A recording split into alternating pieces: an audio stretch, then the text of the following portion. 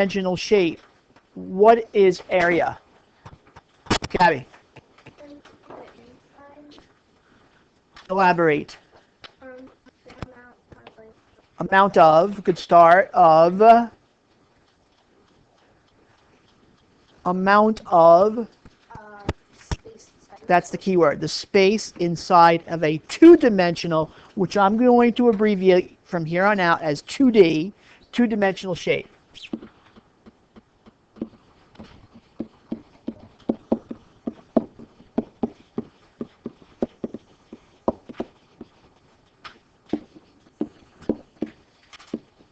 Two D standing for two-dimensional or flat.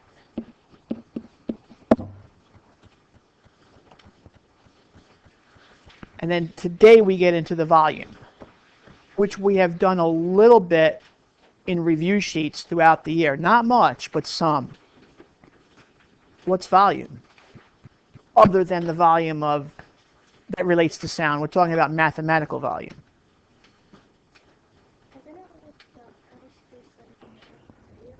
That's it. No more or no less than that. It's the amount of space inside of a three-dimensional object.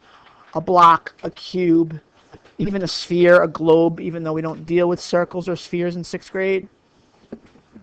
But the key word being now we're talking about three-dimensional. A length, a width, and a height.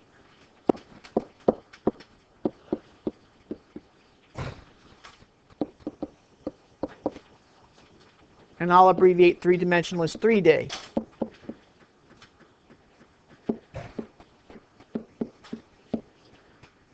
That's good. You guys remembered this. This is good.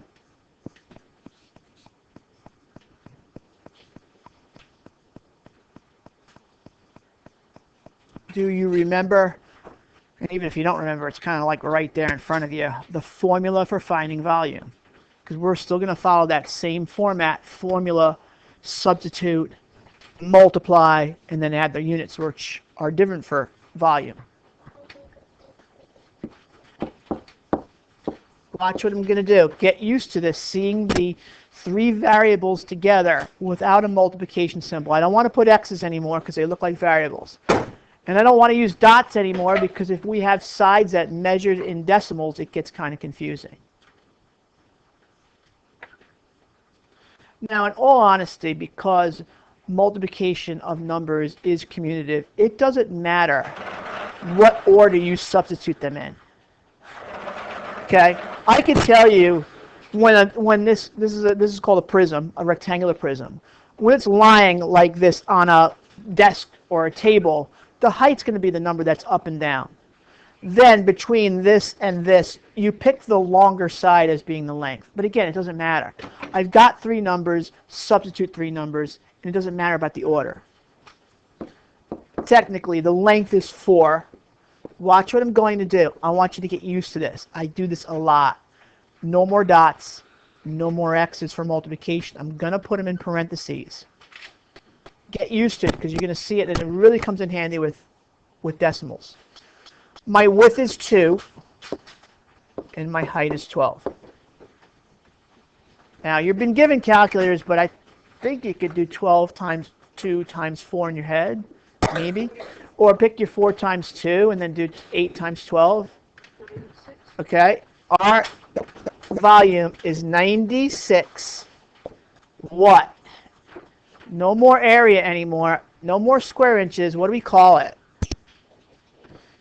Cubic inches or inches with a little 3. It's just like that. Now I got a question for you. Why do you think area, when we do area, this is called a superscript. It's a little number above the letter. Why does area get a little 2 as a subscript? And why does volume get a little 3? And this might help you to remember the units.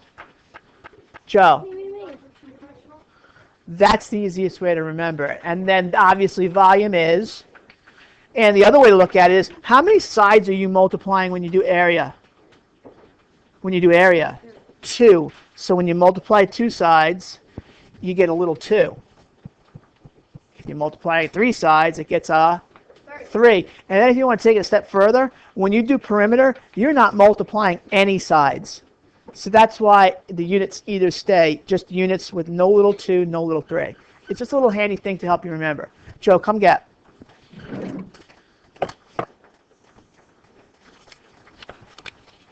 Okay, example 2 or part B. Same idea, but now we have some of the sides that are in fractions. I'm going to write the formula first, like I always do. Let's make it easier on ourselves.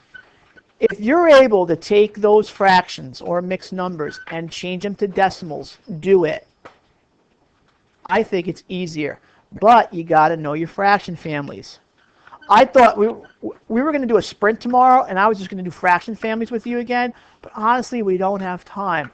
Day 2 is longer than day 1. So we just have to kind of recall as best we can. 1.5, that's an easy one. 1 point. This is why I want to also do parentheses, because now if you do little dots for multiplication, there's dots all over the place. Who remembers? Well, obviously 1 is just 1 for the width, but what about 3 3/4? Brittany. 3.75.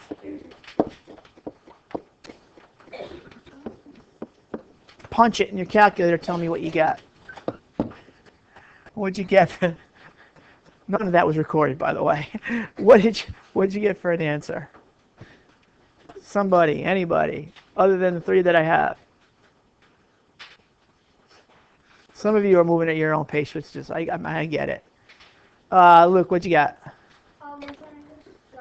No, did you go ahead and do, Luke? We're on page 3, part B. The answer? Yes, please. 5.6. And my units, bud. Inches.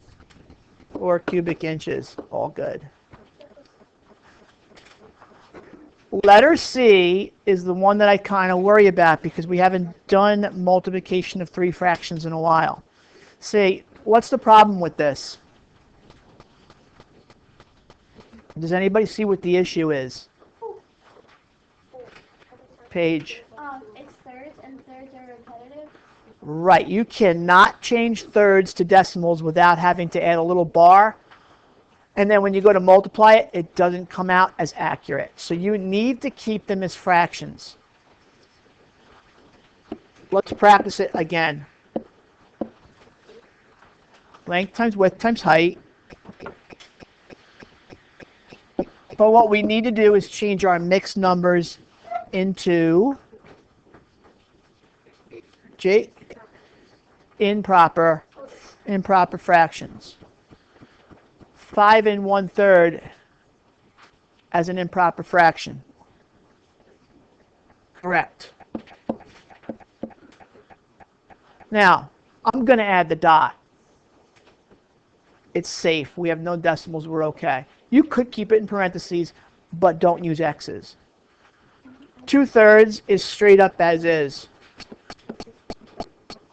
And then I want to show you something that I haven't taught you yet. 1 1/3 as an improper. Suj. A little louder. Correct. All right, before we tackle this, remember, you can cross-reduce if you can. And what I haven't taught you is, you know, when we were doing 2 fractions, you would look at 16 3 and 2 3. What? If you were to look at that, can you cross-reduce anything? You can't. But what you can also do, and this is what's new, maybe we'll practice this a little bit tomorrow, we can look at this fraction and this fraction. Between 3 and 4, or 2 and 3, is there anything that can be cross-reduced? No, right? Then, the other thing that you can do, and this is completely new, is you can go from first fraction to the third fraction. 3 4, nothing, right? 16 3. Anything there? Okay, so always check. Unfortunately, nothing can be cross-reduced here, so we've got to multiply all the way through. All of the tops That's your numerator. All of the bottoms, that's your denominator. What'd you get? It's on my leg now. What happened? No! It wasn't on my leg in study All right, hall. leave that there because I don't want you to miss any more class. We'll take care of it afterwards, okay? Because this is the instructional part. Maybe when we get to the exercise part where you work, and I'll let you clean that up. Okay, so you have calculators. Don't be bold and daring. Do 16 times 2 times 4 and tell me what you get. And that's going to be an ugly number. 128. Victoria, what do you have as a denominator? 27. Now comes the hard part.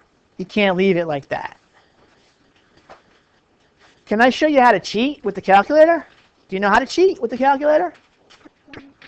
Ready? Let's do this. It's a good skill to learn. In your calculator, right now, everybody that hasn't been able to do this yet, or is at least working with me up here, do 128 divide by 27. I'm going to show you how to do how you can use the calculator to your advantage. 128 divided by 27, which is what this is. Because remember, remember a fraction bar is like divided by. Now, ready? I want you to tell me what you got, but forget the digits after the decimal. I want to know just what the whole number was. What'd you get, Chelsea? 4. Everybody write 4. Okay, now you ready? Clear your calculator.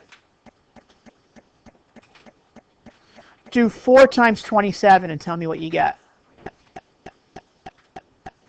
I already know, by the way, without even doing that my denominator is going to be something over 27. Here's how you figure out the numerator. You do 4 times 27, and what do you get? 108, right? Now, if you can't do 128 minus 108 in your head, you would do it on the calculator, and that becomes your numerator. Hey, how are you? Good. 128 minus 108. If you want to stick around, Sam, after I'm done with this, they're going to go in. You can help them. Okay? Sure. Chelsea, 128 minus 108. That becomes my numerator. No naked numbers. Add your digits, your units, and circle it. You're done. Okay? Think you can manage? Because that's all there is to volume day 1. It gets a little bit trickier with day 2, and that you'll see Common Core do it a little bit of a different way. But I think it's beneficial, and I do want to spend time on that tomorrow. Okay? So your exercises are 1 through 3 on page 4. And then advanced, listen up a minute. If you want to go on to day 2, you can, because I do have an advanced set that's not in here, that if you get everything done in one day, I have an advanced set that you guys can work through tomorrow. All right? I'm going to start ball arch because I don't know if I'm going to have time tomorrow. When you get this done, the problem set is page 12. Only one page tonight, okay? You want to work in groups or you want to work by yourself? I'm going to go wash my foot. Go for it. All right.